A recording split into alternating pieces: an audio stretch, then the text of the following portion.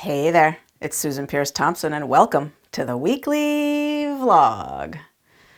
Oh, I'm so happy to do this vlog. I have been waiting to do this vlog for months and months and months. And yes, it is time. Today is the day. All the ducks are finally in a row.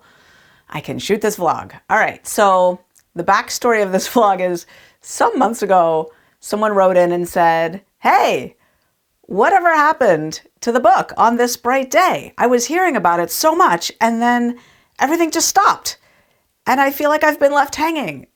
Did it make the New York Times Bestsellers List? And what happened to that contest? And yeah, I want the follow through. I want to hear what happened. So yeah, you got me.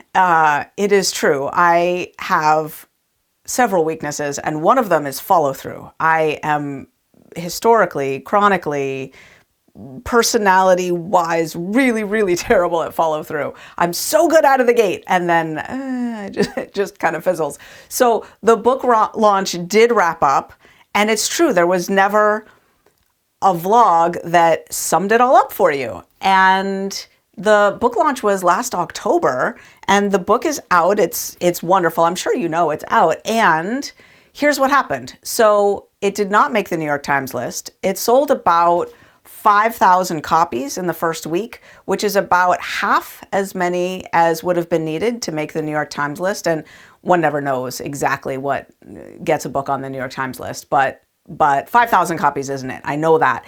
That's about twice as many copies as REZOOM sold in its first week. And it continues to sell well. It's selling well.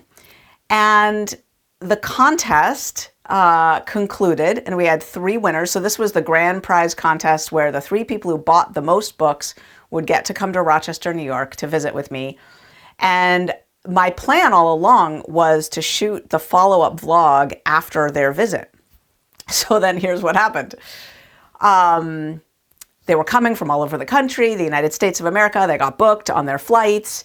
And they flew in, and the night before I was supposed to meet them to begin our epic visit here in Rochester, New York. It was just after dinner time, the night before I was going to greet them all, and they'd all already flown in, and they were in the hotel here right by my house. And I started to feel that feeling. You know that feeling, right? Where all of a sudden you have no energy, and you feel cold and hot at the same time. And you feel like you've been hit by a Mack truck and you need to go lie down in bed. It was like 6 o'clock at night, just after dinner. And I got that feeling of coming down with the flu. And I called Chris Davis, my best friend and my chief of staff, and I was like, Chris, you won't believe this. I think I'm coming down with the flu. And we agreed I would take a bunch of antivirals and some mushroom complexes and all the things that, research shows will boost the immune system. And I would go to sleep for a solid 12 hours and I would just beat the thing. So I crawled into bed at 7 p.m. and I didn't sleep. I didn't sleep until 1 or 2 in the morning because I was hot, I was cold, I was achy, my fever spiked up to 100 and whatever it was high. And I woke up in the morning sicker, like just sicker. I was so sick. And I lay there in bed thinking, what do I do? I've got these, it was obvious what to do. I call the people and I say, I have the flu. I can't meet with you. But the odds, the timing, really, I get the flu once every 4 or 5 years or something.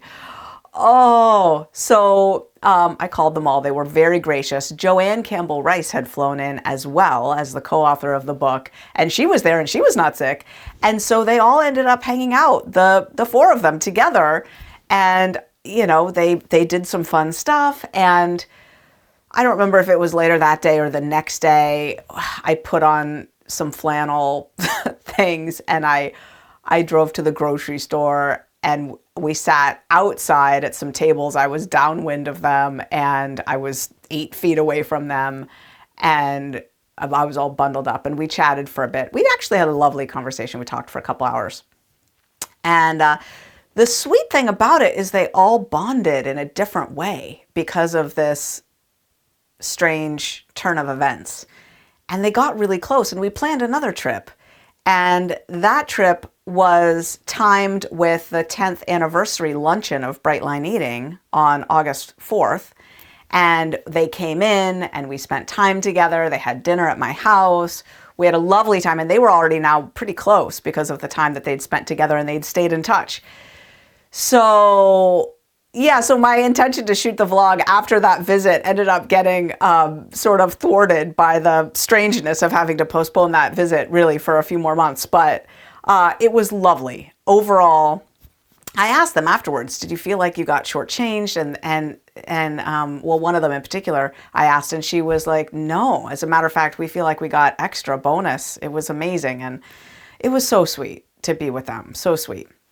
Okay, so speaking of JoAnn Campbell-Rice, whatever happened with her authorship status? So immediately we got her listed as an official co-author on the book. Now there's like a deep database of books where the ISBN numbers are listed and the authors are listed. She got added onto that immediately.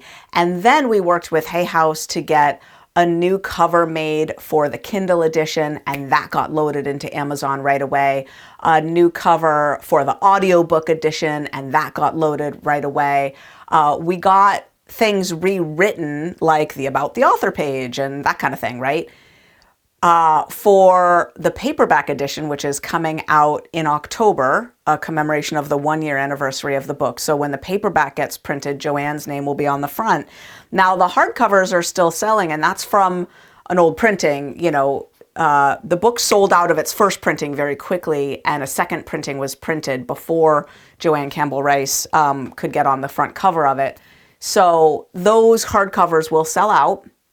And then as soon as they do a new printing of it, if they do, it's possible that they'll just sell softcover paperbacks after the hardcovers sell out. I'm not sure whether they'll do another hardcover printing, but if they do, JoAnn's name will be on that.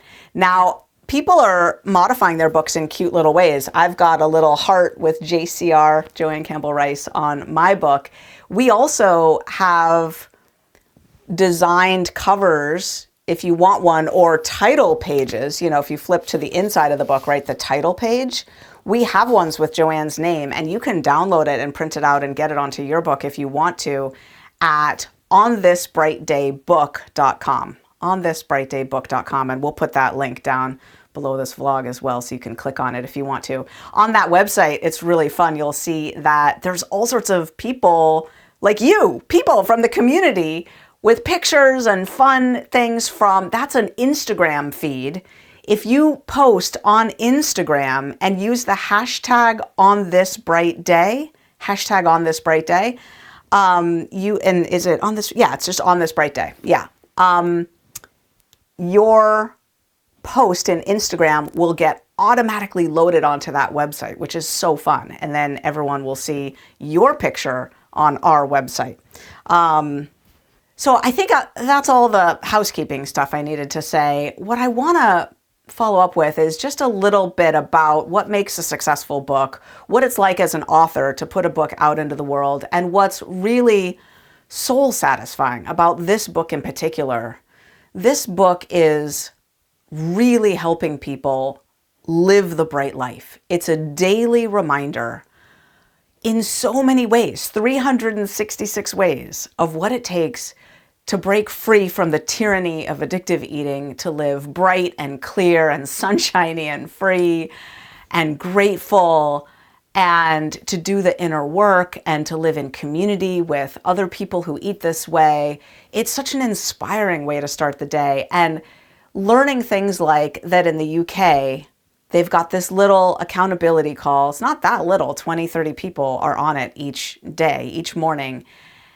And they start off their call by reading the reading from that day, from On This Bright Day. And they say every single day, every day, someone shares then that that reading hit them between the eyes, that it was exactly what they needed on their journey, that it helped them course correct, it helped them see something they needed to see.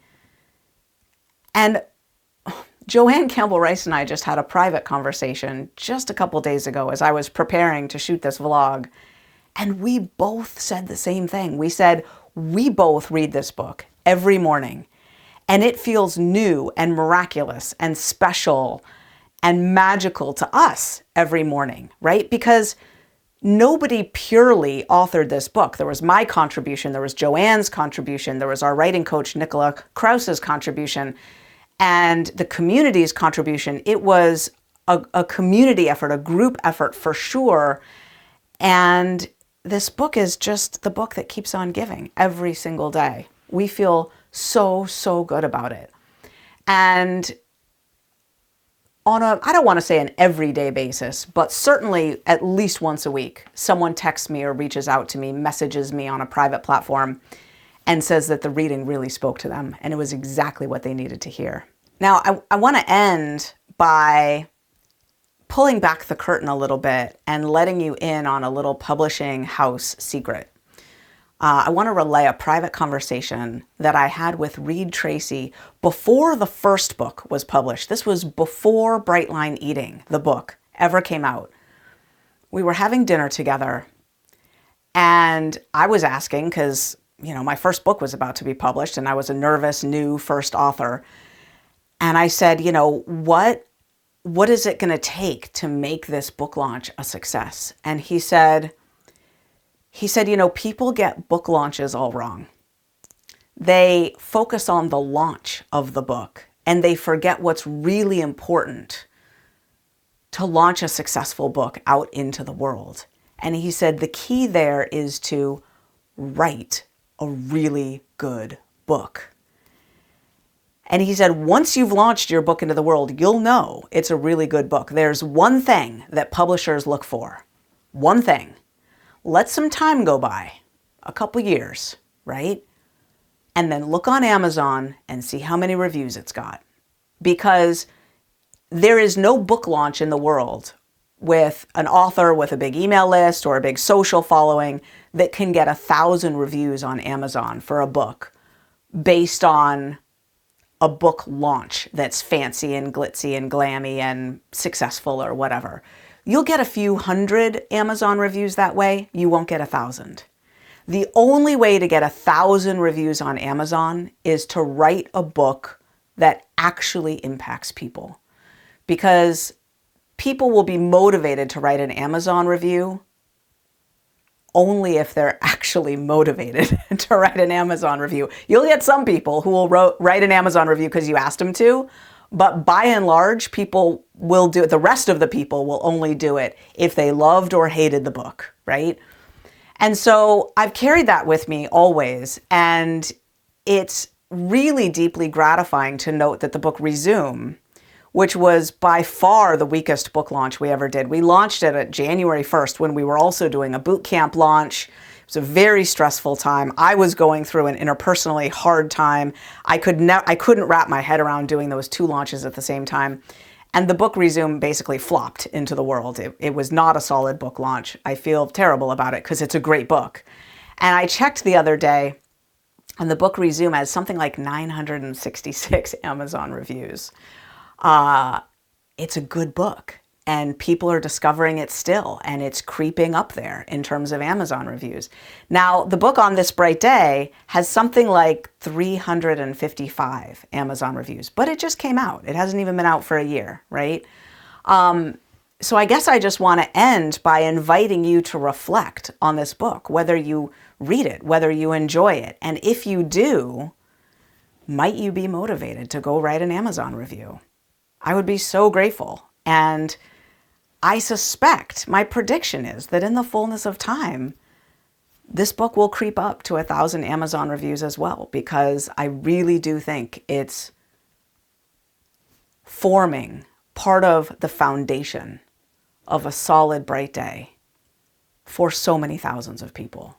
It really is. It's a powerful, powerful, sweet, sweet book. I feel very deeply proud of it. I know JoAnn Campbell-Rice does as well. And thank you for your patience with me as I took months to get this follow-up vlog out to you. It's a treat to share with you some of the stories behind the scenes of this book.